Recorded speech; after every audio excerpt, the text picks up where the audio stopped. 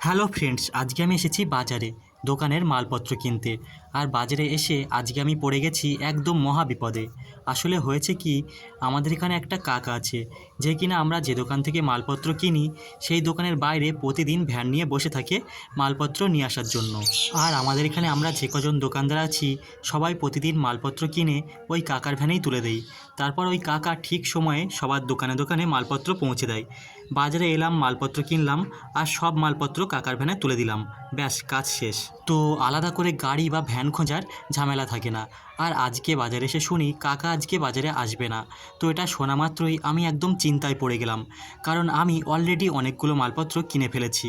এখন প্রশ্ন হলো, এতগুলো মালপত্র আমি তাহলে কীভাবে নিয়ে যাব?